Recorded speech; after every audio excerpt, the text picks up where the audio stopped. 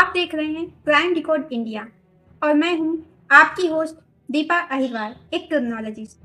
आज की कहानी सिर्फ एक खबर नहीं है, ये एक ऐसी सच्चाई है जिसे सुनकर किसी की भी रूह कांप जाए और वो सोचने पे मजबूर हो जाए, क्या हमारा सिस्टम हर इंसान के लिए सच में काम करता है। ये मामला है ओडिशा के क्योंझर जिले का।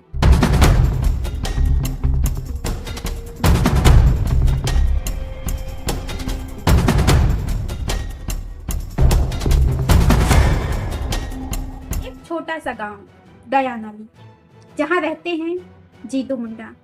उम्र करीब 50 साल, गरीब, अनपढ़ और अपनी बहन के साथ रहने वाले साधारण इंसान। उनकी बहन कालरा मुंडा, उम्र 56 साल। 26 जनवरी 2026 को उनकी मौत हो जाती है। घर में दुख का माहौल और साथ ही पैसों की बड़ी परेशानी।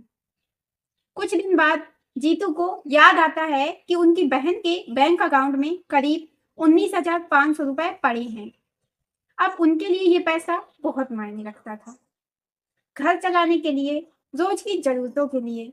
इसलिए वो बैंक जाते हैं।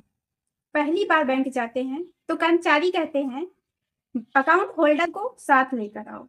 अब जीतू समझाते हैं मेरी बहन अब इस दुनिया में नहीं रही, लेकिन कोई उनकी बात नहीं मानता। उन्हें कहा जाता है डेथ सर्टिफिकेट लाओ। अब समस्या ये थी कि जीतू को ये पता नहीं था कि डेथ सर्टिफिकेट कैसे बनता है, कहाँ से बनता है और क्यों जरूरी है। वो दोबारा बैंक जाते हैं, फिर वही जवाब। तीसरी बार जाते हैं, फिर वही जवाब। बार बार बैंक के चक्कर, हर बार निराशा। धीरे धीरे उनके मन में गुस्सा नहीं बल्कि बेबसी बढ़ती जाती है। वो सोचते हैं मैं सच बोल रहा हूँ, फिर भी कोई क्यों नहीं मान रहा। और यहीं से शुरू होता है एक ऐसा फैसला जो किसी भी आम इंसान के लिए सोचना भी मुश्किल है। एक दिन जीतू मुंडा अपनी बहन की कब्र के पास जाते हैं। दिल में दर्द, दिमाग में सिर्फ एक ही बात, मुझे सच साबित करना है। और फिर वो अपनी बहन की कब्र खोदते हैं। हाँ, उन्होंने अपनी ही बहन का कंकाल बाहर निकाला और उसे एक बोरे में भरा और सीधे बैंक की तरफ चल पड़े। सोचिए वो दृश्य, एक आदमी, कंधे पर बोरा जिसमें उसकी ही बहन का कंकाल।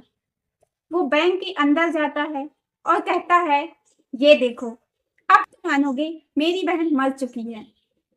बैंक में मौजूद लोग को ये देखकर सन्न रह जाते हैं, किसी को कुछ समझ नहीं आता। अचानक अफरा तफरी मच जाती है और तुरंत पुलिस को बुलाया जाता है। पुलिस मौके पर पहुंचती है, पूरी बात समझती है और तब जाकर असली सच्चाई सामने आती है। जीतू मुंडा को सही जानकारी नहीं दी गई थी, उन्हें प्रक्रिया समझाई नहीं गई थी और वो सिर्फ अपनी मजबूरी में ये सब कर बैठे। पुलिस की मौजूदगी में उस कंकाल का दोबारा अंतिम संस्कार कराया गया और प्रशासन ये भरोसा देता है कि जीतू को उनके पैसे दिलवाए जाएंगे। अब यहाँ आता है क्रिमिनोलॉजी का हिस्सा और मैं दीपा अहिरवार आपको इसे बहुत आसान भाषा में समझाती हूँ। क्रिमिनोलॉजी हमें ये बताता है कि हर गलत काम करने वाला इंसान हमेशा बुरा नहीं होता, कई बार वो हालात का शिकार होता है। इस केस में भी यही हुआ। जीतू मुंडा ने जो किया वो समाज और कानून के हिसाब से गलत था, लेकिन क्या वो दिल से गलत इंसान थे? नहीं। इसे आसान भाषा में कहें तो मजबूरी में लिया गया फैसला। जब इंसान पर बहुत ज्यादा दबाव होता है और उसे कोई रास्ता नहीं दिखता, तो वो ऐसे कदम उठा सकता है। यहाँ दबाव क्या था? गरीबी, पैसों की जरूरत, जानकारी की कमी, बार बार मना किया जाना और कोई मदद करने वाला नहीं। इस घटना से हमें क्या सीख मिलती है? सिस्टम को आसान बनाना बहुत जरूरी है। हर व्यक्ति को समझाकर बात करनी चाहिए। गरीब और अनपढ़ लोगों की मदद करनी चाहिए। अगर शुरू में ही उसे सही तरीका बता दिया जाता तो शायद ये घटना कभी नहीं होती। जरा सोचिए, अगर आप जीतू की जगह होते और बार बार आपको कोई न समझता, आपकी बात पर विश्वास न करता, तो आप क्या करते? अंत में ये घटना हमें यह सिखाती है कि गलती सिर्फ इंसान की नहीं होती, कभी कभी सिस्टम भी जिम्मेदार होता है। और जब सिस्टम समझने में मुश्किल हो जाए तो आम आदमी भी टूट जाता है।